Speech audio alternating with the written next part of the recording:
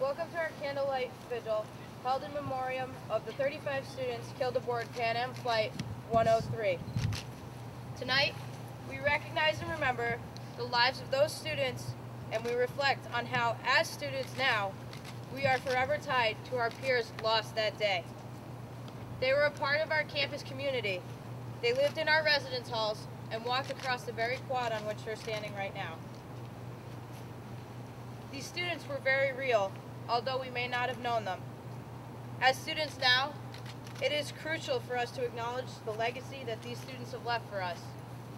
Most importantly, it is only right that we take time to step back, pause, and honor the lives of these 35 students that ended all too soon. Father Linus will now give the invocation.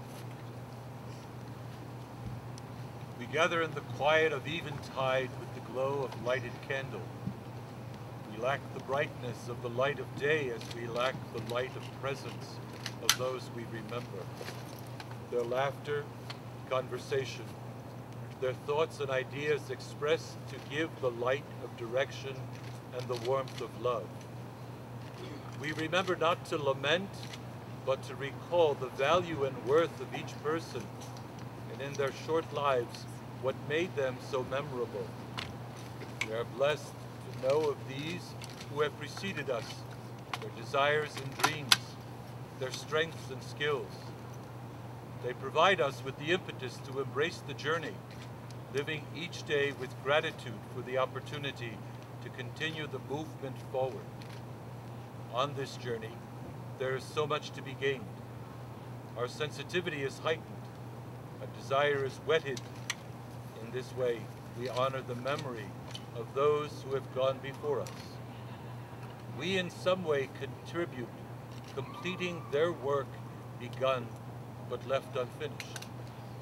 We assume the tools which craft the material into serviceable entity, and we celebrate that we remember, that we recognize, that we value, that we honor those who began, and pledge that we will, to the best of our ability, bring to fulfillment what God had begun in them.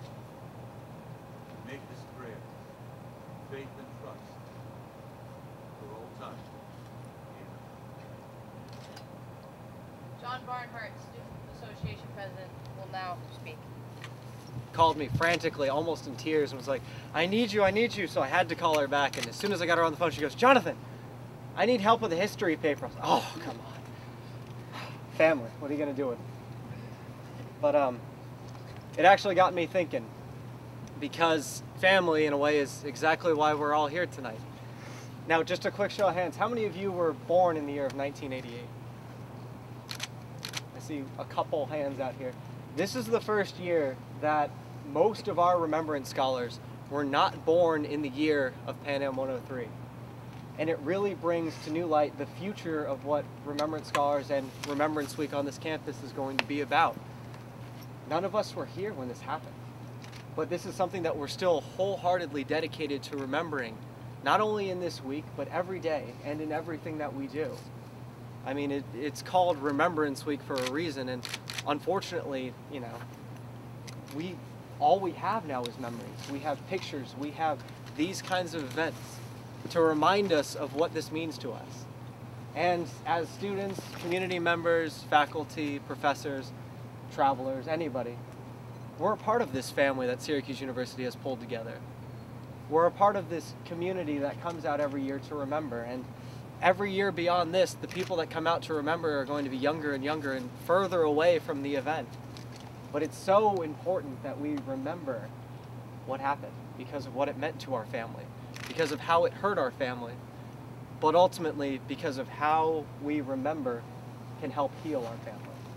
And so, for this evening, please remember that regardless of where you're from, what part of Syracuse you belong to, that we are all family, and as a family, we're here to remember.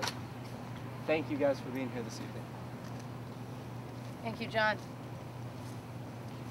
We will now have a song reflection led by Teresa Soldner, a Remembrance Scholar. After the song is done, we're going to move to the Wall of Remembrance in the front of the Hall of Languages, and our ceremony will conclude there. Teresa?